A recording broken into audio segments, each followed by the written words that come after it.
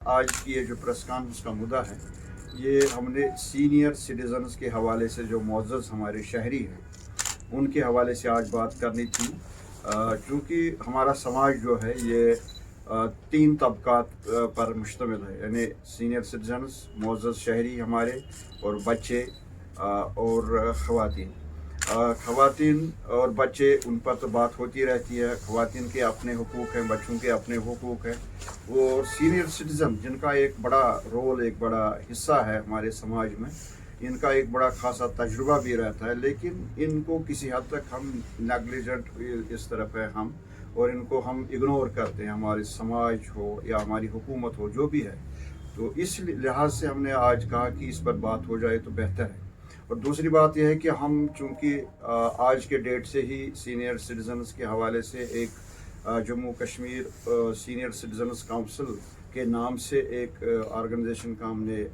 इनेकाद किया है और उसको लॉन्च किया है।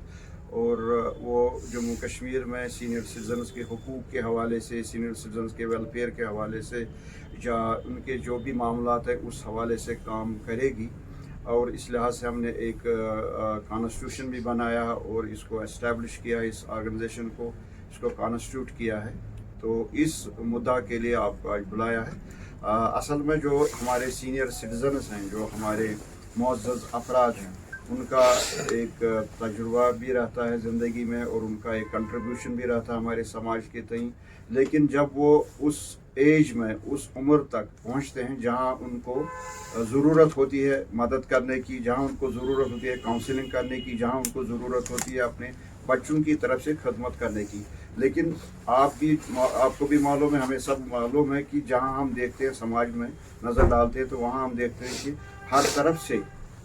हमारे जो सीनियर सिटीजन्स हैं उनमें वालिदैन भी आते हैं, उनमें वो लोग भी आते हैं जो ओल्ड एजड हैं, लेकिन उनको कोई औलाद नहीं होती है। और वो, लेकिन समाज का हमारा फ़र्ज़ बनता है कि उनकी तरफ ध्यान दे। ये चीज़ों को एड्रेस करने की ज़रूरत है और इनकी तरफ तवज्जो देने की ज़रूरत है। अब इसमें समाज का भी एक रोल बनता है और गवर्नमेंट का भी एक रोल बनता है, सारे मामलात का एक रोल बनता है। समाज में जवान भी आता है, समाज में मर्द भी आते हैं, ख़वातीन भी आते हैं, उसके साथ साथ हुकूमत का एक रोल बनता है। हाल ही में हुकूमत ने एक अच्छी सोशल लेजिस्लेशन बनाई है, हम उसका खैर मकदम करते हैं। सीनियर सिटीजन्स के हवाले से एक वेलफेयर एक्ट बनाया गया है, लेकिन अफसोस का मकाम यह है, एक्ट तो बनाए जाते हैं, कानून बनाए जाते हैं, किताबों में दर्ज रहते हैं, लेकिन अमल दरामद की जब बात आती है तो अमल दरामद नहीं होता है। अगर हम सीनियर सिटीजन वेलफेयर एक्ट की बात करें, उसमें गवर्नमेंट ने कहा है और एक्ट में दर्ज है कि हर सब डिस्ट्रिक्ट लेवल पर, हर सब डिवीजन लेवल पर एक ट्रिब्यूनल, स्पेशल ट्रिब्यूनल हुआ करेगा, जहां पर उनके मामलात की दादरसी की जाएगी। लेकिन अभी तक कोई ट्रिब्यूनल, कोई स्पेशल ट्रिब्यूनल कायम नहीं किया गया है। उसमें ट्रिब्यूनल में एसडीएम को उन्होंने रखा है और उसमें और 2 मेंबर होने चाहिए जो समाज से जुड़े हों, लेकिन आज तक कहीं भी कोई भी ट्रिब्यूनल काम नहीं कर रहा है, ना कोई ट्रिब्यूनल एस्टेब्लिश हुआ है। तो ये सीनियर सिटीजन्स या ये जो ओल्ड एज पर्सनस हैं, ये अपने जो इनके ग्रीवेंस हैं या इनके जो भी मसाइल हैं, इनको हल करवाने के लिए कहाँ जाएं, किस ट्रिब्यूनल के पास जाएं। अब फिर इनका एक और समाजी महकमा एक है, सोशल वेलफेयर डिपार्टमेंट उसको कहते हैं, हुकूमत ने इसको बनाया है, वो साल साल से काम करता चला आ रहा है। लेकिन उनको डायरेक्टली इनके साथ काम करना है, उन सीनियर सिटीजन्स के साथ जो ओल्ड एजड है, लेकिन उनका कोई सहारा नहीं है, वो बिलो पावर्टी लाइन रहते हैं। उनको मंथली वो गवर्नमेंट की तरफ से थोड़ा सा मुशावरा दिया जाता है, वजीफ़ा दिया जाता है, 1000 रुपये। हालांकि आज के ज़माने में अगर देखें तो 1000 रुपये से उनका क्या बनता है, लेकिन वो 1000 रुपया भी उनको वक्त पर नहीं मिलता है। उसके लिए भी उनको पापड़ बेलने पड़ते हैं, पता नहीं कहीं बैंक में, कहीं किसी और महकमे में, बहुत सारे कागजात उनको तवालत में पड़ते हैं। वो उधर से एक तो कमज़ोर हैं, ओल्ड एजड हैं, उनके लिए कोई सहायता नहीं रखी गई, कोई असिस्टेंस नहीं, कोई काउंसलिंग नहीं। ये एक मामला है। दूसरा मामला, जब हम देखते हैं अस्पतालों की बात करें, एयरपोर्ट की बात करें, रेलवे स्टेशन की बात करें, या किसी और दफ्तर की बात करें, आप देखिए कहाँ है सीनियर सिटीजन के लिए कोई मखसूस काउंटर नहीं है।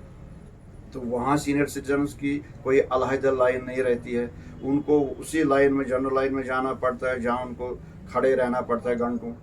यह हमारा इस काउंसिल का जो